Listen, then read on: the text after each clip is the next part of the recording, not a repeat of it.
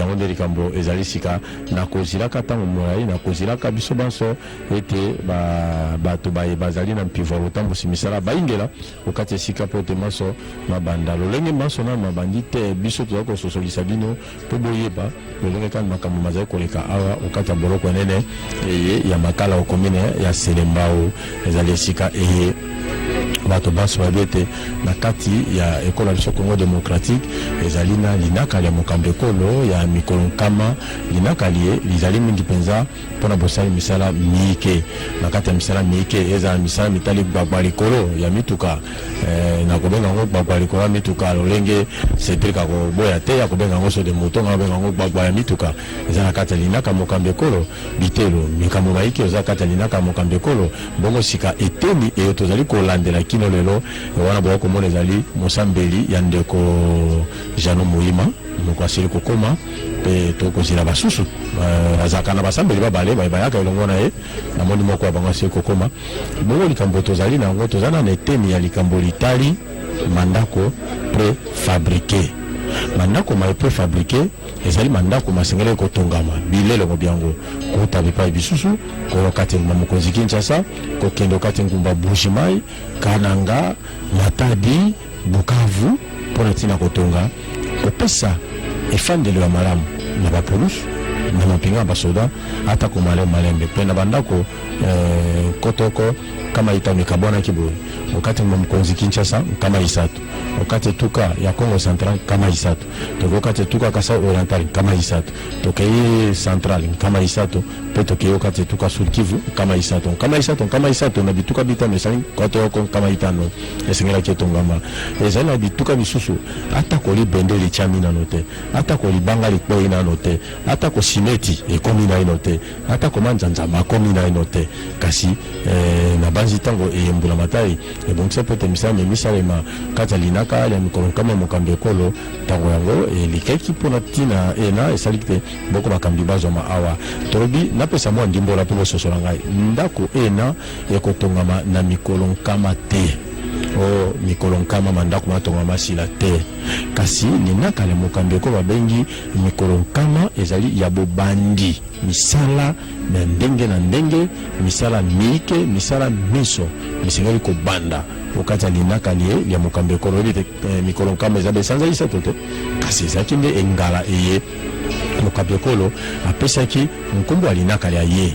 maso mabandelaki wapi mabandelaki kuna na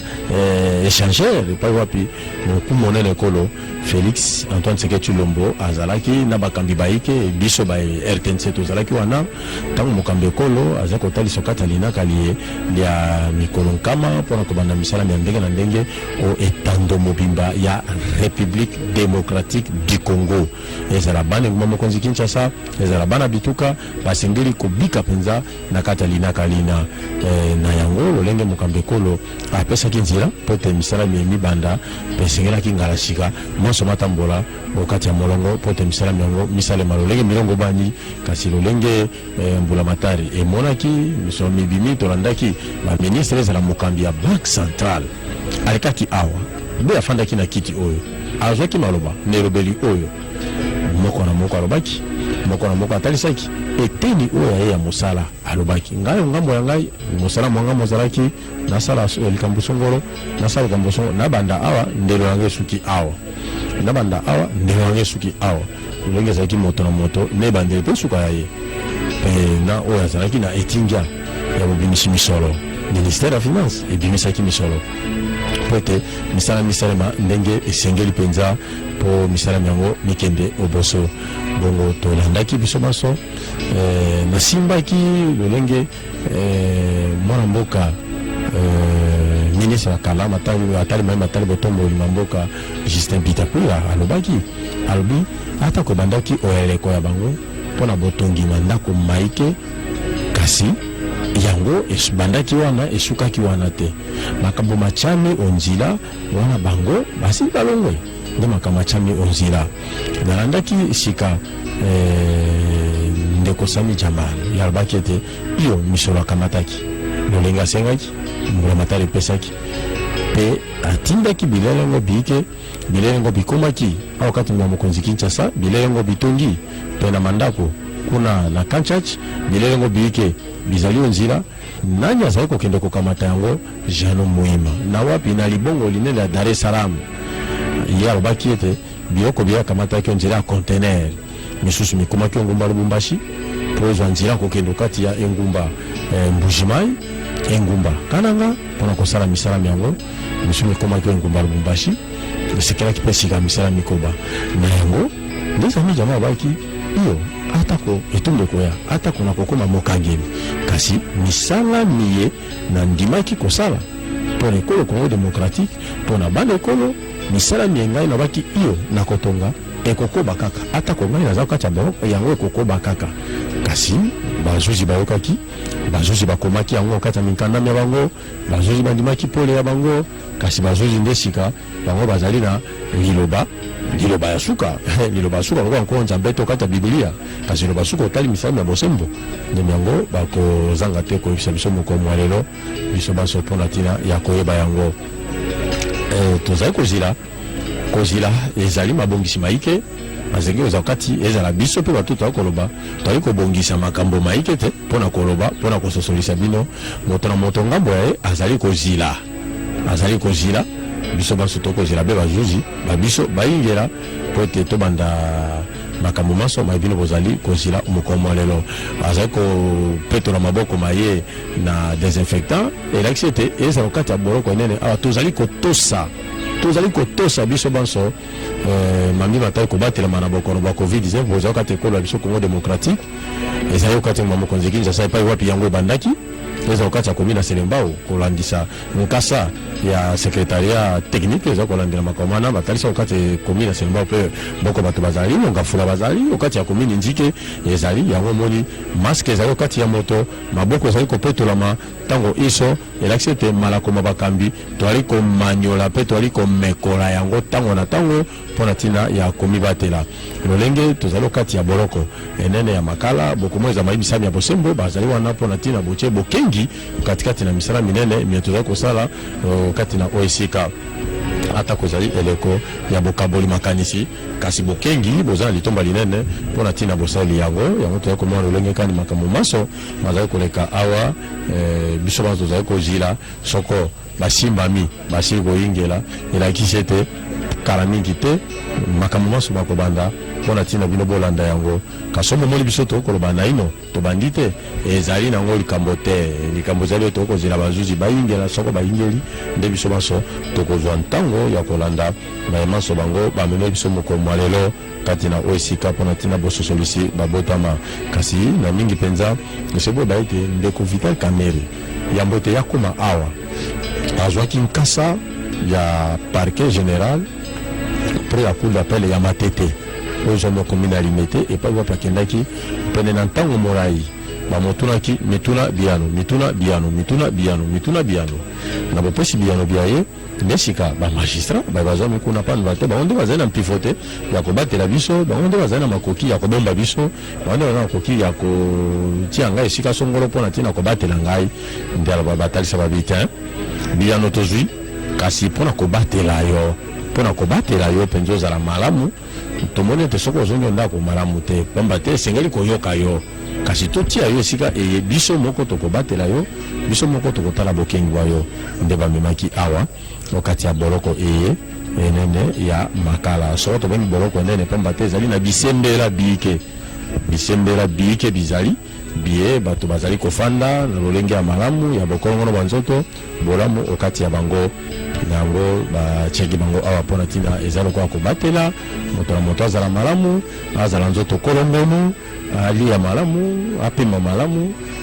tango iso bazuji bazana bosenga boye bayokiyo ezali teke no kamata motuka tambola te fanda na ino apoto koyoka tango iso tozana bosenga boyo yangonde bazomi awa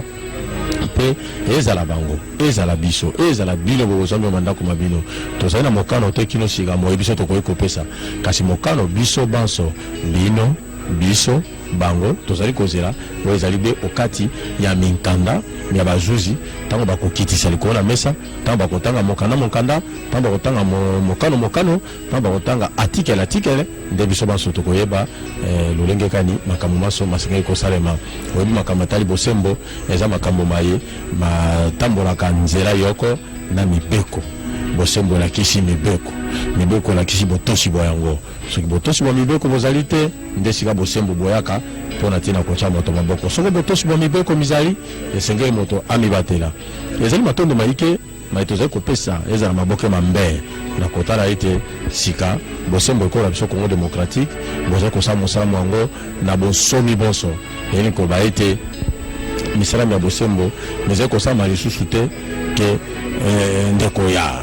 kotindika magistrat koza te magistrat soka mo likambo atangi kolandisama mobeko nde mosala mwango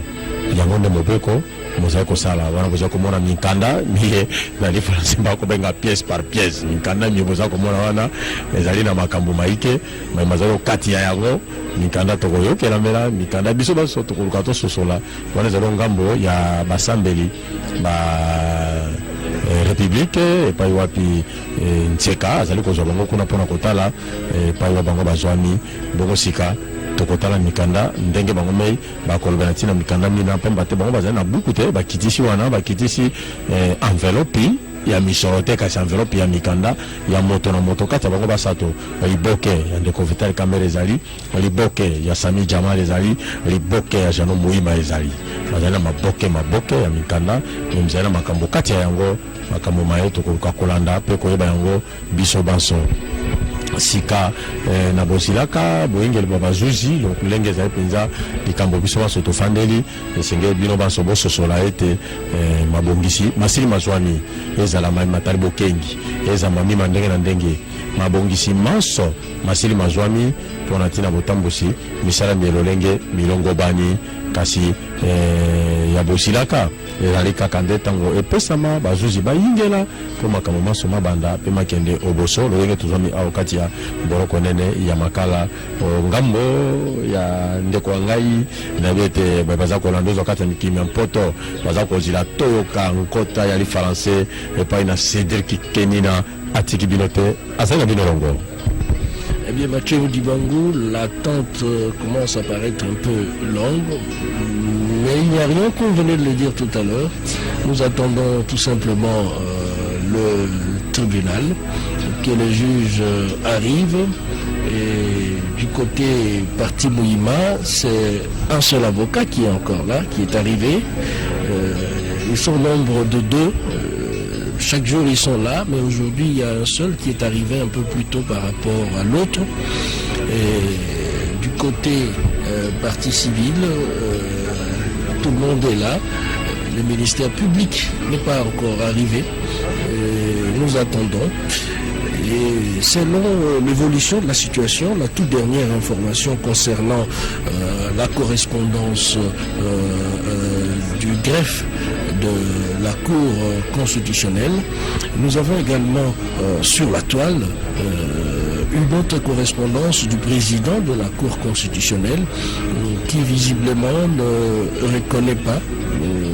la correspondance émise par les greffes de la Cour constitutionnelle. Et c'est l'évolution de ces dossiers. Et l'on se pose la question pour la suite. Quelle sera l'appréciation du tribunal de grande instance de Kinshasa-Gombe? Nous assistons à une affaire à rebondissement, en plein procès. Vous avez les procès proprement dit, et à côté, vous avez ce qui paraît comme étant d'autres dossiers qui se greffent au procès proprement dit. Et c'est ça la justice. La justice a des contours, la justice avec ses ramifications,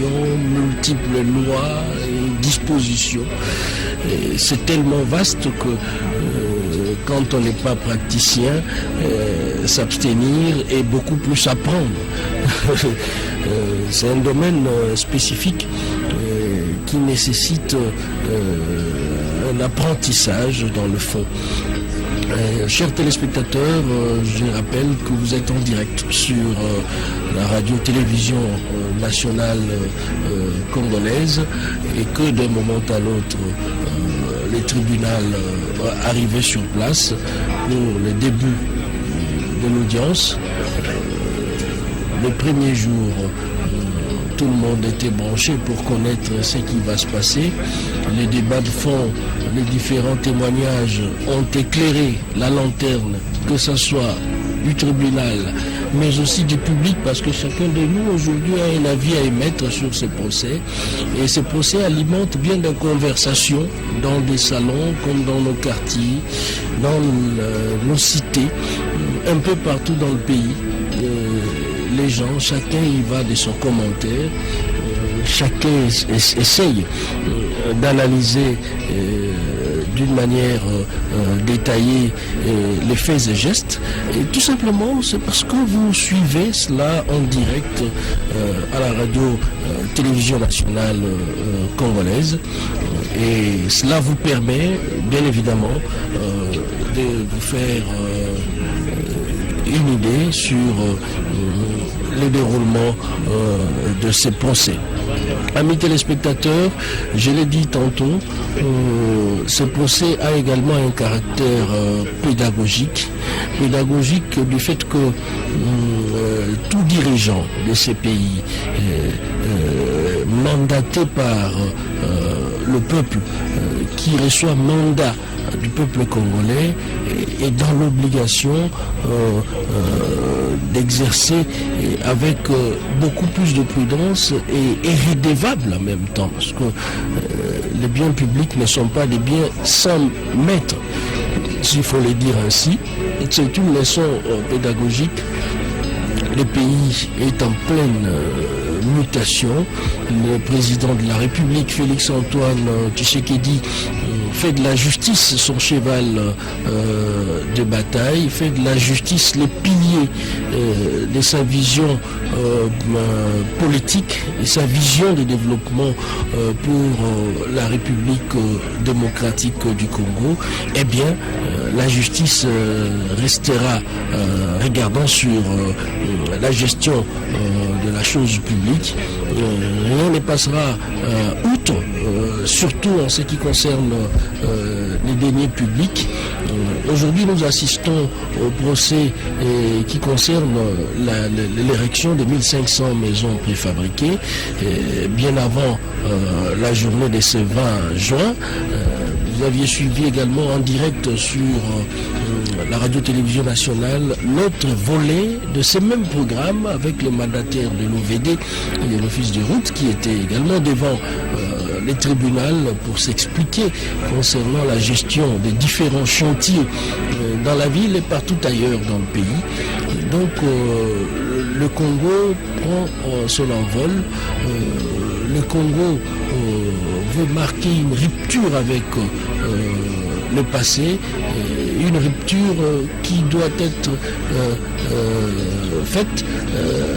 avec l'apport de la justice. Et c'est la justice qui élève une nation, c'est la justice qui est le moteur même du développement, et sans la justice, l'on ne peut en aucune manière parler du développement. Et c'est d'ailleurs ça la vision du chef de l'État Félix Antoine Tshisekedi, qu'il a dit lors de son discours d'investiture et qu'il a encore dit devant le Congrès, les deux chambres du Parlement réunies en Congrès, et dans ces différentes sorties médiatiques, il revient souvent sur la justice, les premiers citoyens de la République, et qui tient à avoir une nation où l'équité est garantie, où riches et pauvres se mettent sur un même pied d'égalité devant les juges, ont les mêmes possibilités, et que ce qu'on dit, ils ont presque le même arme au départ, qui est le droit, et qui est notre dénominateur commun. Et ceci dit, ceci étant, la République démocratique du Congo, qui a né en 1960, sa naissance politique en 1960 en tant qu'État reconnu. Ce pays a connu des moments difficiles, les conflits armés à répétition dans sa partie Est, qui continue jusqu'à ce jour, et cette partie reste le ventre mou du pays. Le président de la République tient également à rétablir l'autorité de l'État dans cette partie de la République, et cela s'est fait également avec la justice. Les différents crimes commis, notamment les viols et autres, ne resteront pas impunis. La justice congolaise doit se saisir de ces dossiers, et le chef de l'État tient à redorer l'image de notre pays. Et qui dit redorer l'image, c'est bâtir d'abord une justice digne de ce nom, une justice qui répond aux besoins sociaux de la population dans un premier temps, et qui répond aux besoins fondamentaux, notamment en ce qui concerne l'accessibilité, l'accès pour tous et par tous à la justice. Et c'est cela la vision même du chef de l'État Félix Antoine Tshisekedi. Et là on attend que le tribunal puisse lancer les débats pour certainement rendre son verdict. Nous sommes en attente, en attendant Astrid au Congo, la suite. Kweli tungali nangojea tu kunako gereza kubwa ya Makala, kwenye wafungwa pia watetezi wao wamekwisha kufika. Hata mtetezi mmoja wa Bwana Mlima naye amekwisha kufika. Pia kuna watetezi vile vile wa Ministère Public wenye wamekwisha kufika. Tunangojea tu chumba cha waamuzi, akida mkuu nao waweze kufika pamoja na greffier waweze kufika. Kweli kutokana na masambo hii yenye kunaendeshwa hapa kunako gereza wa Makala kuhusu mpango wa siku 100 ya kazi ya rais wa jamhuri, kutokana na manyumba prefabrike yenye ingepashwa kutiwa katika majimbo 5 ya Jamhuri ya Kidemokrasia ya Kongo, yapata manyumba 1500 ingepashwa kutiwa, lakini hadi sasa manyumba hiyo bado kutiwa kama gisi ingepasha kufanyika ni nusu tu, yapata 211 ndiye imekwisha kutiwa huko upande wa kampi chache. Basi kutokana na hiyo ndiye masambo yuko naendeshwa, sababu ni swali hiyo ya manyumba prefabrike ndiye iko nasambishwa kwa ajili ya bwana iko nasambishwa kunako gereza Makala kwa ajili ya bwana Vital Kamerhe, bwana Sami Jamal na bwana Ndole Muima. Basi waamuzi ndiye wana mamlaka ya kuweza kukata masambo hiyo, kwa kuona kwamba rais aliweza kusema kwamba tuko katika nchi ya haki. Ni kusema kila mtu anapaswa kuheshimu sheria ya nchi. Hakuna yule mwenye anapaswa kuwa juu ya sheria. Kila mtu iko chini ya sheria, na wakati unatenda kitendo chenye kwenda umbalimbali na sheria ya nchi, ni sharti uweze kuapizwa, na utaapizwa unapaswa kusambishwa. Yote ile sema kila mtu ana mapasho yake na ana haki yake, na kila mtu anapaswa kuheshimu haki yake na kuheshimu mapasho vile vile ya nchi, na nchi inapaswa kuheshimu haki ya binadamu.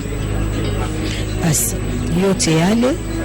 inatokana vile vile na masambo yenye kuendeshwa kwa siku ya leo, kwa kuona kwamba kweli raia wazidi tukusubiri nyumbani wakati wako wanafuata masambo hiyo, wako wanangojea, sababu sisi wote tuko tunangojea chumba cha waamuzi kiweze kuingia na muamuzi mkuu aweze kuingia kwa kuweza kuanzisha kabisa masambo ya leo, sababu siku ya leo inahusika na kuweza kuangalia nini mtu alifanya kosa fulani, kitu gani inahusika kwa ajili ya mtu mwenye aliweza kutenda kitendo fulani. Basi yote yale ni muazi mkuu ndiye ataweza kabisa kusemea kukata swali hiyo. Sisi wote tunazidi tu kuendelea kungojea, inafaa kuwa na subira kwa kuweza kungojea kabisa waweze kuingia kwa kuweza kuanzisha masambo ya leo, sababu watetezi wengine wa magonjwa mbalimbali wamekusha kufika na inaubaki tu punde kidogo na itaweza kuanzishwa kutokana na masambo hiyo. Kweli wa ndugu wapenzi,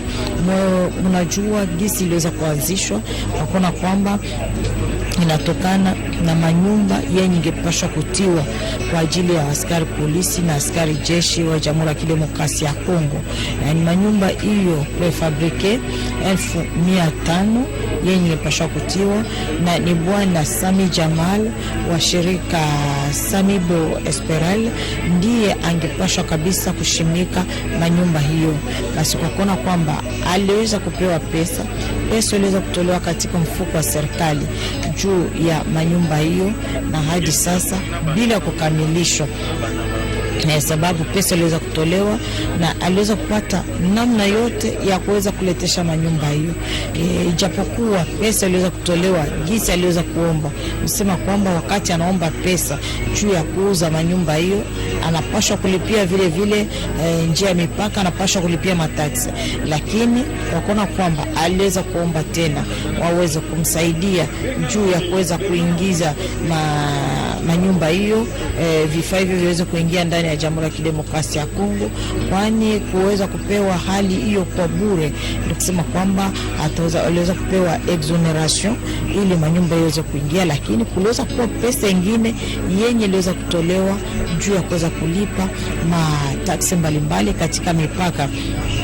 na hiyo pesa hiyo iliweza kuanguka kwa mikono ya bwana Ndole Muhima mwenye aliweza kujielekeza hata upande huo wa Dar es Salaam kwa nchi ya Tanzania kwa kuweza kuchukua manyumba hiyo na container yenye iliweza kufika upande huo na kuweza kuipeleka upande wa Lubumbashi hadi iweze kwenda upande wa Mwenedito. Basi yote ile pesa yenye aliweza kupewa alitumikisha gisi inavyostahili au hapana, yote iliweza kusemekana katika masambo, kwani aligisi aliweza kusamba, yote iliweza kusemekana na kuweza kuwa hata washuhuda wengine wenye waliweza kufika kwa kuweza kushuhudia namna gani maendeleo ya kuweza kutoa pesa katika mfuko wa serikali iliweza kuendeshwa. Kuweza kuwa waziri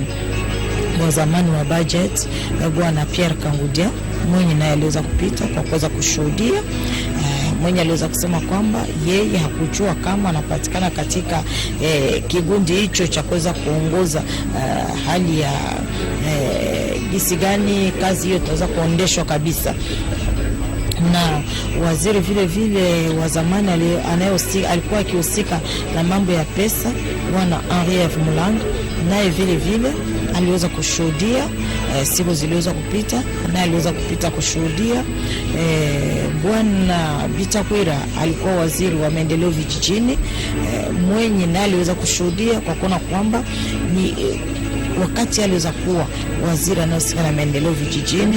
kunako serikali ya bwana Bruno Chibala, ndiye waliweza kuanzisha kabisa mpango hiyo ya kuuza manyumba hiyo. Basi lakini kwa wakati wake pesa haikuweza kabisa kutolewa, na aliweza kushuhudia namna gani iliweza kufika hadi sasa, na ukisi pesa iliweza kuja kutolewa, yeye hakujua kama anapatikana katika kigundi fulani juu ya kuweza kuongoza pesa hiyo. Basi yote gisi iliweza kuendeshwa, washuhuda mbalimbali waliweza kupita na kuweza kushuhudia kabisa, kwa kuona kwamba ni swali yenye inahusika kabisa na sheria, kwani sheria, wakati neno napatikana katika sheria, inaendeshwa polepole na hadi gisi inaweza kufika kumwisho. Basi ndiye masambo hiyo inazidi tu kuendelea na tunangojea punde kidogo ili kiongozi muamzi na waamzi wengine waweze kuingia kwa kuweza kabisa kuanzisha masambo hiyo, kwani unajua kwamba wiki iliyopita mnamo tarehe 11 Juni iliweza kuwa watetezi mbalimbali waliweza kuwa, kila mmoja aliweza kutetea kwa namna yake, na wafungwa waliweza kusema vile vile. Basi sio tena wakati wa kusema kwamba watetezi wataweza kutetea, wataweza kusema, lakini inabaki sasa zamu ya waamzi waweze kusemea yenye kungojea wafungwa, kwani kitu gani inaweza kusemekana kwa siku ya leo? Ama wafungwa wataweza kuachiliwa, wataweza kufungwa, ndiye yenye tunangojea. Kila mmoja anangojea kuweza kusikia na kufuata namna gani itaweza kuendeshwa kwa siku ya leo. Tunaona hapa kuna hata wajumbe wa SNDH, yani ni kikundi yenye kupigania haki ya binadamu, nao vile vile wanapatikana kwa kuweza kuangalia namna gani masambo hiyo kunapitikana, namna gani wafungwa hawa wako wanakamatwa, ati haki yao iko naheshimikwa katika kifungo. Yote ile ni kutokana tu na hali ya sheria ya nchi jinsi inaendeshwa, hata sababu tuko katika nchi ya haki na inafaa kuweza kuheshimu haki ya kila mfungwa, sababu hata kama ni mtu ni mfungwa lakini ni kinadamu, anapaswa haki yake inapaswa kuheshimika. Na kutokana na hayo yote ndio tunaona kwamba yote imekwisha kuwa tayari. Ni punde kidogo kwa kuweza kungojea waamzi wengine waweze kufika, ndiye waweze kabisa kuanzisha masambo yenyewe gisi inavyostahili. Kweli wandugu wapenzi, gisi sisi wote tuliweza kufuatilia tokea mwanzo wa masambo hiyo hadi tunafika kwa siku ya leo, kwani tunafika kabisa karibu na mwisho, inaweza kuwa hata mwisho kwa siku ya leo, na tutaweza kuangalia na kutokana vile vile na kibarua chenye korti ya katiba ya nchi iliweza kuingiza kunako tribunale ya Grand Instance, itaweza kuangalia kibarua hicho namna gani wataweza kusemea kutokana na kibarua hicho. Yote ile ndiye nafikiria kwamba iko na rudisha nyuma kidogo masambo yaweze kuanzishwa kwa siku ya leo. Basi na kwa kuona kwamba tungali nanyi pamoja kwa siku ya leo, kweli tunazidi tu kuwafasiria mambo yote gisi gani iko napatikana huko upande wa gereza kubwa ya Makala. Mathieu Mudibangu uweze kuwafasiria wandugu wetu wenye kupatikana upande wa Boende, Bungandanga, huko ngambu ya Ekwatori, Nord Bangi, Sud Bangi, Mbandaka, wawezi kabisa kusikia kitu gani kunapitikana upande wa gereza ya Makala. Asante Astrid de Congo. To salibek ao kati ya lopango to pelobala ya boroko nene ya Makala lolenge na bisaki binongo ngetu koleka ete to saliko zera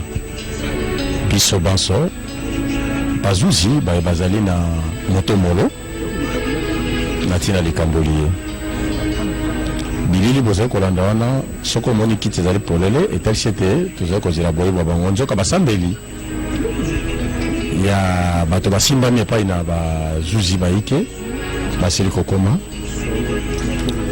Ndeko wana omoni na etando eke azali bongo mosambeli ya mwana mboka Jano Murima. Bongo kiti wana ezali ya bazuzi bazali na mpifo ya bokambi likita moko mwalelo. Boyebe te République démocratique du Congo ezali eleko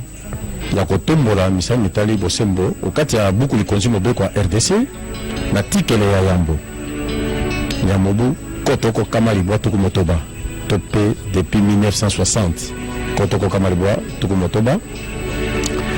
ekolo ya biso na ndelo ya mabele na yango ezali ekolo eye ezali kotosa makoki mamoto to pe état de droit botusi bomakoki mamoto botambolaka nzela yoko na mobeko mobeko mwango mozali lokola mokaba te oyo esimbi botosi bomakoki mamoto botosi moi bopesami mpifo yango ezala kati ya bazuzi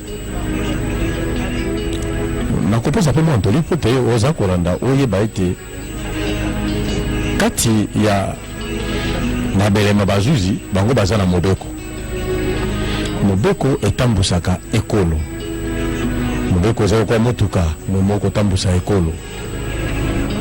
moto nyonso asengela koingela kati ya motuka mpona kotambola kokende sika songolo pakala mpe moto nyonso azali na ndingisa ya kolanda mobeko kolanda mobeko ezali kotosa mobeko soki oka likambo na moninga osaleli otosi mobeko tika natalisa mwa moke ezala na bayebanso bazali na efandelo ya bango mbula matoro pesi mobeko kasi otamboli banda mobeko yeba ete oza kokende nzela eye mobeko ekokanga yo nalaki ete moto te akoko bayebi mobeko te mobeko biso baso toyebi yango malamu malamu esengo totambola na kolandaka ndenge mobeko moza kosenga biso payote boza komona wana efandi malamu malamu ezali esika etozwami okati ya boloko enene ya makala lolenge bandeko baike bazali kolanda biso ezala mbela okati ya lokolo ya mondele bandeko bazwa bisika na bisika bazali bango baso o radio télévision so congolaise na nzela bilili biye Maxime Andro kwa PGL Kiakiadi bazali kotalisa biso momoni wana ezali Sami Jamal azali kolo kopani babengi Samibo Esperel nde kopani ya ye endimaki bobembani boye na République démocratique du Congo na tina ya botongi mandako tobengi préfabriqué kasi na moto mwa misolo milioni tukumi tano na sambo na ndambu ya badolar américaine ezalaki motango ya misolo mie milongo banaki mpona kotonga mpe na ndako nkotoko nkama itano mandako maye mazalaki masuka te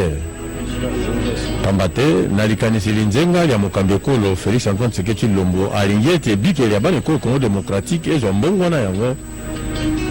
ezali bikeli ya mampinga ezali bikeli ya bapulusu mandako matongama balala mpongi malamu bazali esika malamu elongo bani wana ezali kati ya linaka ya mokambi ekolo ete mona ekolo Congo démocratique nyonso mbongo wana emonisa mokati ya ebikeli ya ye to mpe vie sociale mandako mayema azalaki okati ya likanisili nzenga ya mokambi ekolo mbula matala ekolo esengeli kolandela yango kobimisa misolo mpo ete misala miso mitongama soko na koloba mobeko namoni kuna Gere Diakiadi akolakisa buku ya mobeko na Maxime Andro kwa mobeko eza mobeko naza kobe ete mandako mayema sengeli matongama mpo ete mampinga na ekolo ya biso na mpe bokola pulusu baza na ebikelela mokati ya bango lolenge mbula matari etiaki maboko ya bobembani na kopani Samibo ya ndeko Sami Jamal misolo mibimaki tolandaki biso baso lolenge bosambisi obolekaki awa mbala itano lolenge motuna maki epai na Sami Jamal ozwaki misolo okwaki misolo ya ekolo iyo akwaki yango mpona mosala mwa bosali nakosa mosala abandi kopesa lolenge misala mie azali kosala abete na tongi mandako nkama ibale zomi na mitano kuna na lobala bakacha bilelengo bya mosala biike bizwami bipai na mabongo basengeli kokoma ezala oya Matadi ye ngumba Matadi ezomo kati tuka Congo Central ezala ya ngumba Bukavu tokokati tuka Sud Kivu ezala ya ngumba Mbujimai tofando kati tuka Kasai Oriental tobosani te akananga kuno kati tuka ya Kasai Central ezaki ngala ya botongi pena mandako okati tuka yoko na yoko oengumba yoko na yoko mandako nkama isatu mandako maye mazali okati ya linaka la mokambekolo na koyoka mela maraitano eye bazuzi bazalaki awa na basambeli ya bango mota talisaki lolenge misala maki ongambo ya ye basambeli baye bazwaki maloba mingi penza omiazomi na moko sanza motoba likita mbalaitano tozalaki awa bazuzi bazalaki na maloba te maso bazalaki bepai na basambeli babango basambeli bazwaki maloba moto na moto atalisi mpo na ntina moto aye wa ngai moto na mosala moyo esengelaki asala asalaki yango ezala ngambo ya moto esengeli kokende kozwa bilelengo bina okati ya mabongo na Dar es Salaam na Lobito bipai na bipai amema yango ye pa bakete na salaka mobembo na kenda kino kati ngumba na koma kino libongo ya Dar es Salaam na zoki bilelengo kasi bilelengo bike bikomi bisika byango te bizali wapi elembetelo motuna yano byango bazuzi nge bato bazali na yano nzoka na kati ya yano ya bazuzi ezali kobimisa mokano mwa mokomo lelo moyebiso baso taza kozila lolenge mami mate bosambisa bosalemaka soko basambeli ya bato baye bazwami na ino omaboko ma bazuzi na kosembo alingala malamu bazwami na ino pamba te baza bakangemi te etumbu ezali na ino te bakangemi te baza bato bazwami na ino na kozilaka mokano mwa bazuzi basambeli babango moto na moto alobaki kolandema moto waye na lolenge ya mosala mosalemaki bazuzi bayambaki maso na mobimba mwango tokomaki kino pena biloko bya zomi na libwa bya mpokwa esika ebalobaki toyoki ngambo iso lolenge basambeli balobi na bato baye bazwami na ino maboko maleta bango mpe basato balekaki balobaki ongambo ya bazuzi babaki toyambi yango tozwisika pole na kati ya likambolie ya mikolo nkama linaka lya mokambi ekolo mikolo nkama mpo ete misalami ya ndenge na ndenge misalema okati etando ya République démocratique du Congo na mokonzi ezali bongo na komine tukumba na mine mpe bituka biso na bosali yango basambeli babango balobaki kasi bango banso bazalaki be na esika yoko bazalaki kokweya alobi atei amati apimbwe lokola mpepo kasi bokiti bwaye akweya alobi ete moto wa ngai na maimanso ayebi eloko te to mpe inosa ayebi eloko te wana ezali basambeli ti bato balobi bazuzi bakomi yango kati ya mikanda kasi bazuzi mpe bakeyeba kofungola buku etali mibeko koyeba bosolo koyeba lolenge kaka likambo lisinge kosalema nde likambo liye bazuzi balobaki balakaki biso mokolo ya mine moleki ezalaki mia zomi na moko sanza ya motoba mobu moyo tozali ete biso banso tokozonga awa mokolo mposo ya tuku mibale nde sanza eye ya motoba nde yango biso banso tozwami awa mpona kolanda mituna mizali miike bandeko bakotuna levi mbuta akotuna motuna kasi bosila ete boyingeli bwa biro soko boyingeli bokolanda maso mazali kokambema na bolembu bonso epai na Ibrahim Tsakala lolenge tozali na ye awa kati na esika mpona kotalisa biso lolenge kani makambo asengi kotambola na yango toyebi ete soko biro ya bakambi bayingeli biso banso tokolanda to tokoyeba lolenge kani makambo bango mazali kotambola kasi bisika bozali nabete RTNC eza na bino longo RTNC eza kolakisa bino polele eza na nzela bilili ndenge boza komona enzela maloba mabato azali kolimbola na nkota itano yine ekolo eyokwa bapaya ndenge makambo maso maza koleka au kati ya boroko nene ya makala nabete lelo ezala bandeko bazomi kati ya bituka biema ndako masengeli kotongama baza kobenga mpo nzela lokolo ya mondele mpona koyeba lolenge kama koma koleka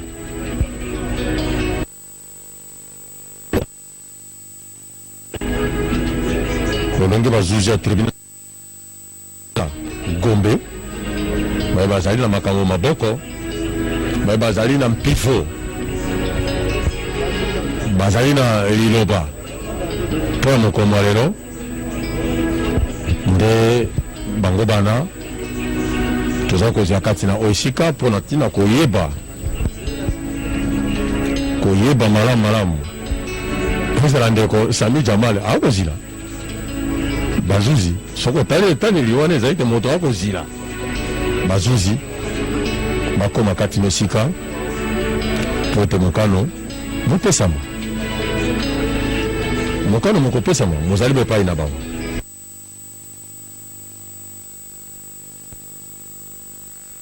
balandi polele bayebi likambo na likambo ndenge ezalaka bayebi likambo na likambo ndenge esengelaka nde sika bango nde bato bazali na lilopa bango nde bato bazali na makanisi mabopesi mpe mayemanso masengeli kasi na bosambisi boye bosalemaki oeleko basambeli babango balobaki makambo maike omia 11 sanza motoba ongambo ya ministère public oyo kota sekolo bango batalisaki na nsima botangi mikanda mimike mizali na mibeko kati yango balobetela moto oyo na abubi misolomi ya leta misolomi ya leta misengela kokenda nzela kasi ekei nzela mosusu mpona mitumbu ya mibu 20 mpona kobuma misolomi ya leta kasi na moto akotambola be osima kanyaka mpona mibu 15 ya etumbu mpe misala mikasi na nsima koloba yango nde zuzi mokonzi na kombo ya Piero Bakenge alobaki iyo na bilo ya mobimba tolandi toyoki kasi tokei tokozonga be awa biso baso mokoma mposo na mposo na 12 mpona koyeba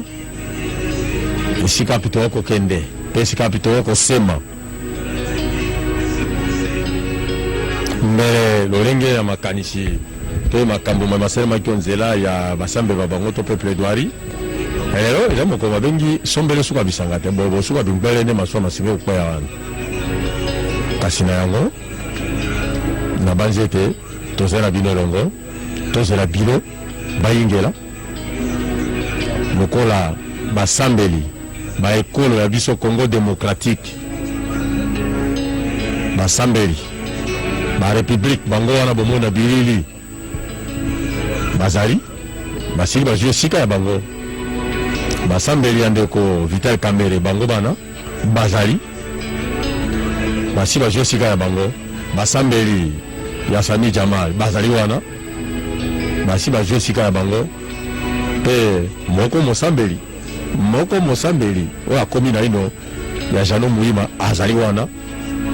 azwi esika ya ye wana na bilili azwi esika ye wana azali na mosambeli ya Sami Jamal bazalaka babale kasi kino na komona moko bongo kiti isa tomomoni penepene kuna kiti wana kiti eye J.R. Diakadi pe Maxime Andro kwa bako talisa biso na bilili elakisi ete kiti ya bakambi bazuzi kiti ya bango yango wana epa wapi ndeko Piero Bakenge na limpingali ya mobimba basengeli kofanda wana soko bango bayingeli bafandi ngonga ebeti ekozala ngonga eyamba te kasi kozala ngonga nde ya bofungoli bosambisi pote maso mabanda pote maso maleka malamu bongo procureur yepa komi nano te akokoma elongo na biro ntango bakoya ezali ntango eye biso banso tokolanda sika oyo azali na ekomeli kaye biki ya yo okomoyeba mobeko ndenge mobeko mozalaka c'est-à-dire que napesanga mwa ntango nasolanga babotama mpona koyeba ete ekolo ya biso Congo démocratique oyo ezali kotosama kokima moto esengeli moto na moto na esika ye ya mosala asala mosala mwa ye na bosembo asala mosala mwa ye alima lokola ngai nakoloba boye nasala mosala mwa ngai malamu nayeba ete ongamba loboko ya ngai mwasi ongamba loboko ya mobali liboso lya ngai nsima ya ngai mobeko mozali natambola engebene lolenge mobeko moko senga okati ya mosala mwa ngai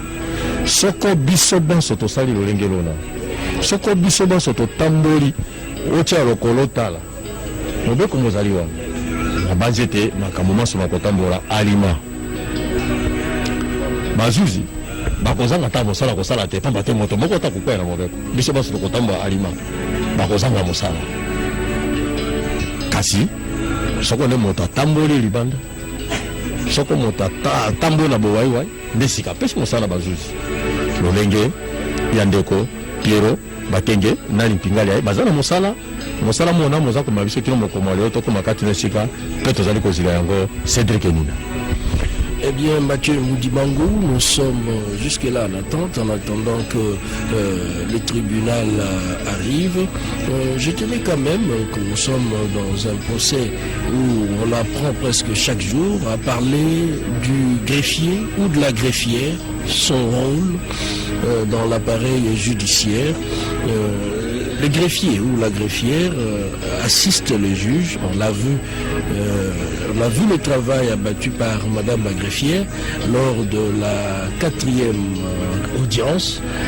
Elle nous a fait la lecture dans le détail pendant plus ou moins 3 heures des procès-verbaux. C'était à la 3e audience, Mathieu, la lecture des procès-verbaux pendant 3 heures sans interruption. Donc les greffiers ou la greffière consignent l'intégralité des débats à tous les niveaux d'instance et veillent à la conservation de jugement. Donc tout ce qui est rendu comme jugement, c'est conservé par le greffier ou la greffière et il est présent, ce greffier, à toutes les étapes d'une procédure. Et le greffier ou la greffière garantit l'authenticité des décisions du jugement. Tout jugement rendu en son absence peut être annulé car il serait entaché d'un vice de procédure, d'un vice de forme, comme on l'a dit. Donc c'est pour dire que ce rôle est essentiel. C'est pratiquement l'archiviste même d'un procès. Sa mission principale consiste également à transcrire, comme on vient de le dire tout à l'heure, les débats lors d'un procès, à dresser les procès-verbaux et à rédiger les décisions du tribunal. Mais le greffier n'est pas seulement garant de la procédure en audience, il doit auparavant constituer les dossiers, enregistrer les affaires, rédiger, prévenir les parties de la date. Aussi la mémoire dans un procès, c'est le greffier qui prévient les parties de la date de l'audience et c'est le greffier qui conserve les pièces, les archives et les actes dont il peut délivrer des copies. Et il peut aussi jouer le rôle d'accueil. Premier interlocuteur rencontre en pénétrant dans le palais de justice, dans un tribunal.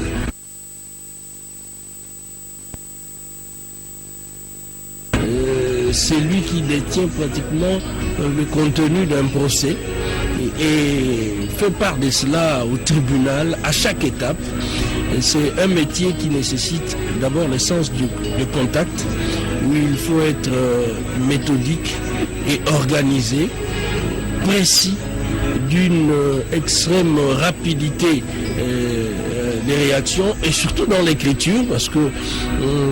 on a vu Madame la greffière nous rappeler pratiquement le mot tel que utilisé par les intervenants. C'est étonnant ça comme métier, s'il faut se mettre à retenir exactement ce que les présumés disent, mais aussi les différents avocats, les différentes parties. Il faut être vraiment attentif et suivre dans le détail ce qui est dit pour ne pas déformer certains propos, parce que en matière de justice, c'est les mots qui comptent, c'est la constance dans les idées, et les juges ont de l'éclairage en suivant tous ces cheminements. Ce qui a été dit lors du procès ou de l'audience précédente, c'était en quel terme, et maintenant les prévenus ou les avocats s'expriment de nouveau sur ces mêmes dossiers, en quel terme, et ça, on arrive à se faire une idée de la véracité des propos, de l'idée sur ce qui est dit d'une manière générale. Et là, c'est le rôle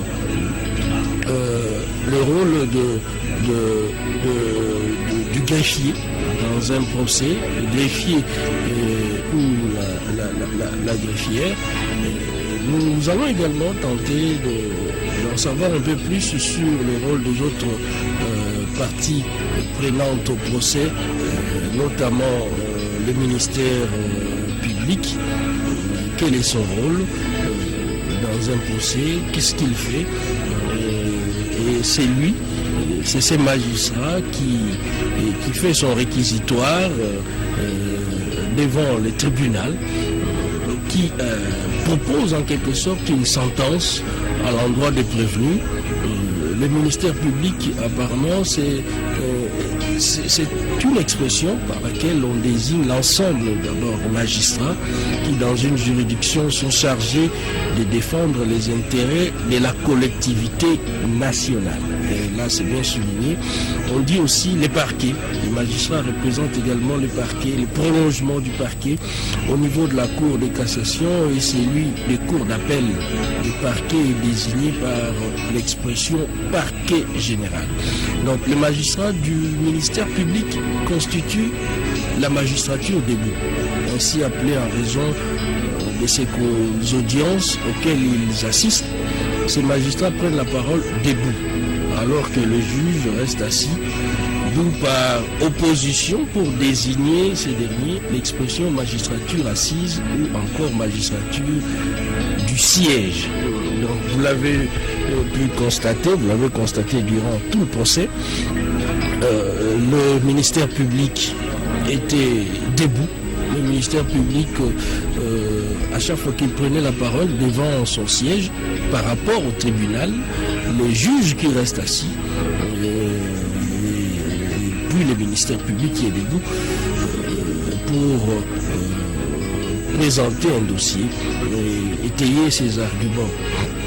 Le ministère public est constitué au niveau de la Cour de cassation par le procureur général près la Cour de cassation, les premiers avocats généraux et des avocats généraux, au niveau de cours d'appel par le procureur général,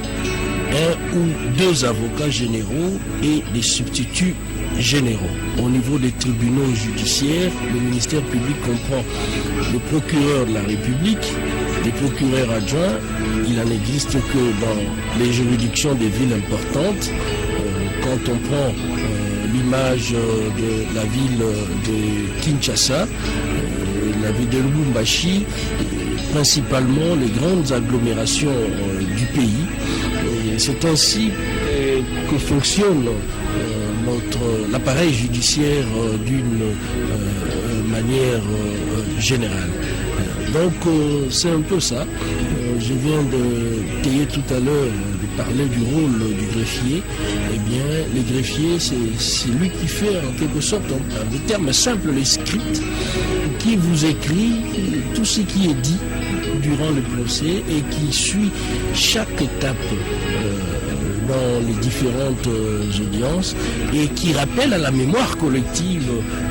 ce qui s'est passé, que ce soit précédemment ou encore ce qui se passe à l'instant. Donc le rôle d'archiviste, le rôle de notre mémoire à tous. Donc c'est vraiment essentiel, et la rapidité de mise dans l'écriture surtout, et répondre fidèlement les propos des uns et des autres, c'est aussi son rôle, et nous sommes arrivés au stade actuel de l'audience. C'est lui, notre archiviste, qui met à la disposition du tribunal les procès-verbaux, les détails sur les différentes audiences. Donc son rôle est essentiel. Et petit à petit là, nous tenons aussi à vous décrire l'ambiance qui règne. Certes, il y a un petit silence là de cathédrale, personne ne parle, tout le monde est concentré en attendant que le tribunal arrive, et le soleil apparaît peu à peu.